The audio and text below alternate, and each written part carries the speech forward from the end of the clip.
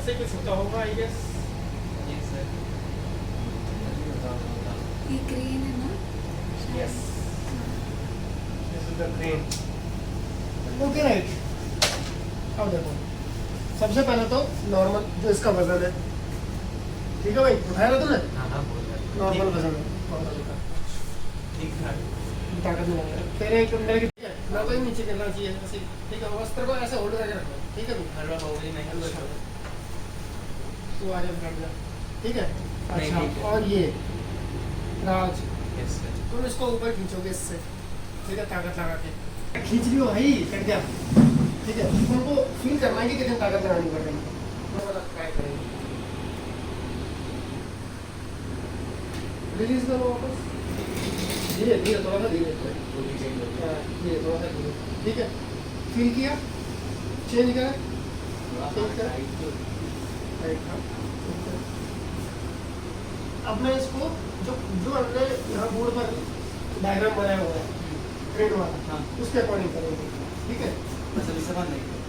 नहीं, डबल पुल अभी इस तरह। और हमने पढ़ा है कि जो टेंशन यानी जितना फोर्स ये वाली फील कर रही है उतना ही फोर्स ये भी फील। अच्छा, अब बांधने के लिए कुछ है तुम्हारे पास? किसी को ये यस, आई टुक दिस। नहीं कुछ था नहीं बांधने के लिए, तो मेरे को इसी का इस्तेमाल करना पड़ता है, ठीक है भाई। अच्छा जी, निकाल लो तो सही है, निकाल निकाल दो, इससे हो कोई बात जाएगा। नहीं, हो जाएगा।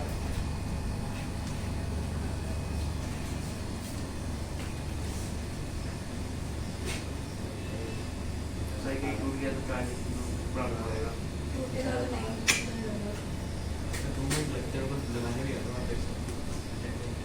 चलो ठीक है भाई, तूने अभी महसूस किया था कि कितना ताकत लगानी पड़ रही है, ठीक है। अभी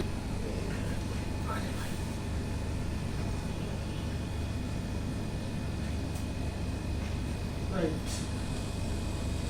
उम्मीद करता हूँ कि यहाँ से फ्लिप ना करे, ठीक है।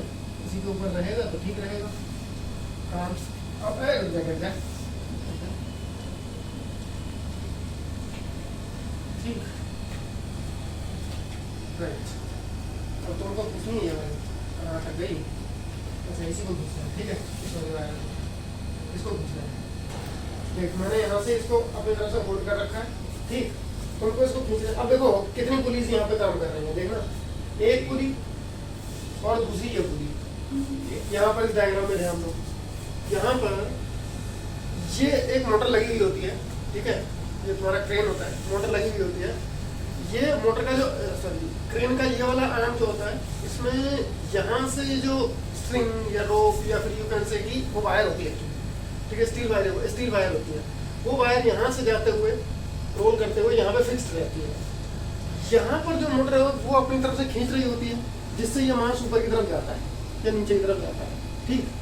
अब इसको कितना फोर्स लगाना पड़ता है इसको लिफ्ट करने के लिए, इसका फीलिंग है, ठीक है। अगर डायरेक्टली उठाएंगे तो सारा जो जितना भी इसका वेट लग रहा होगा वो सारा खींचना पड़ेगा। अब लेकिन अगर ये वाला सिस्टम 1 और 2 कपल्ड पुली अगर हम लगा देते हैं तो उसको कितना फोर्स लगाना पड़ता है, अभी तुमको फील था। अब तुम खींचना शुरू करो। हाँ बस ये एक गड़बड़ है, ठीक है। इसको एक हाथ से पकड़ो, खींचो। इसको खींचना ज़्यादा आसान है, पहले वाले को खींचना ज़्यादा आसान है। पहले तो बहुत आसान होता है। कितने सुविधा है वो खींच रही थी। डाउनवर्ड जो था वो मास लग रहा था, मैं मान लेता हूँ ऊपर की तरफ एक एक्सेलरेशन हो रहा था, ए एक्सेलरेशन हो रहा था, ठीक है। वो जो ए एक्सेलरेशन हो रहा था वो दोनों टेंशंस 2T, दो टेंशंस थी। Downward m into g force लग रहा था,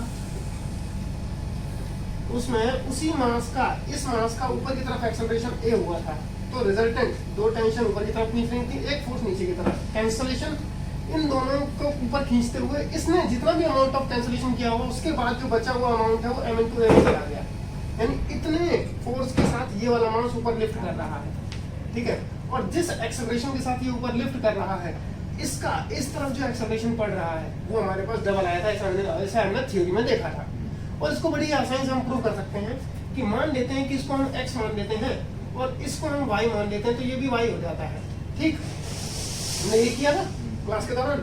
तो अब हमें ये पता है कि यहाँ से ये वाली थ्रेड, ये वाली और ये टोटल, इतनी टोटल ये जो लेंथ दिखाई दे रही है, ये सारी हमारी टोटल लेंथ इस पर या तो लपेटी जाएगी, रहेगी तो यहीं पर।